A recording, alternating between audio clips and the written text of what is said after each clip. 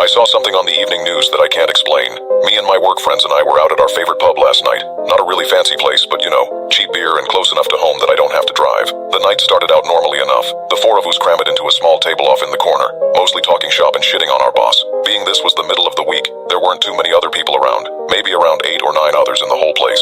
Everybody just kind of keeping to themselves. Sort of people you'd expect to see in a pub on a Wednesday. Anyway, from where I'm sitting, I have a pretty good view of the TV behind the bar. Jesse the bartender is kind of lazily flipping through channels and passes by our local news channel. There's a brief burst of orange and red on the screen which I register as a fire happening somewhere, which then disappears as Jesse switches over to the next channel. Something about the image looks oddly familiar though. Hey Jess, can you switch that back? I call out to her. The news comes back on and suddenly I recognize the building in the frame. It's my building and it's burning. Holy shit, I say, loudly enough that a few people follow my gaze to the television. That's my apartment. The crowd in the bar falls kind of quiet. Everybody's staring up at the screen now. The screen shows a wide shot of the outside of my building. The camera must be set up on the north end of the block because I recognize a lot of shops on the ground floor. Property management, dry cleaner, convenience smart, etc. The top left corner of the building is aflame. It's not a huge fire by any means, but it looks like a few units between the top 4 floors or so have already been engulfed by the flames. Jesus man, one of my coworkers says.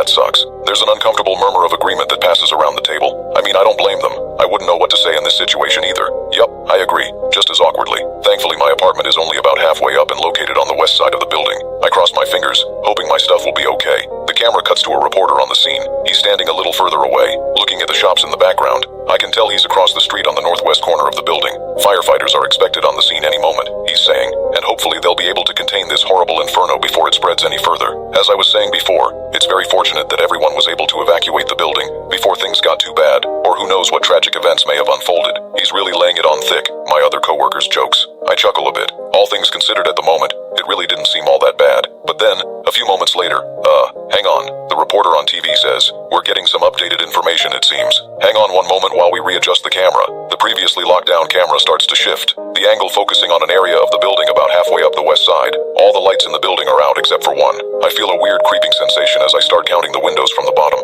5 up, 2 over, that's my place. I swore I turned that light out. I think at first, then I see it. There's a person standing in my window.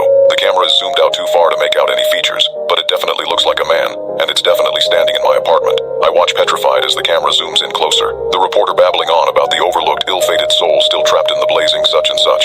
As the image gets closer, I start to make out more details. The person is dancing or something. I don't really know how to describe it, but he's moving around a lot and everything he's doing has this bizarre rhythmic quality to it. He starts waving his arms in the air back and forth, and then he's waving them up and down at his sides. Then he's banging both fists on the glass. Then he's waving his arms over his head again, back and forth. Everything he's doing is to the exact same tempo. 1, 2, 3, 4, 1, 2, 3, 4. He starts jumping up and down, waving his arms over his head like he's trying to get someone's attention from a long distance. But everything is to the exact same rhythm, over and over again. 1, 2, 3, 4. 1, 2, 3, 4. What in the fuck? I say, my voice a hoarse whisper. And then the camera gets a little closer, and finally we can make out the person's features. It looks almost exactly like me. It's wearing the exact same clothes that I'm wearing now. Clothes I changed in 2 moments before leaving the apartment earlier. Its face looks almost exactly like mine as well, except for its eyes. Its eyes are far too big for a normal person. It also has this almost comical look of horror on its face. I don't even know how to describe it. Imagine if someone were pretending to look scared, but as a joke. It would have almost seemed funny if the circumstances were different, but instead, it was just extremely unnerving. No one in the bar is talking now. Someone is fixed on the TV.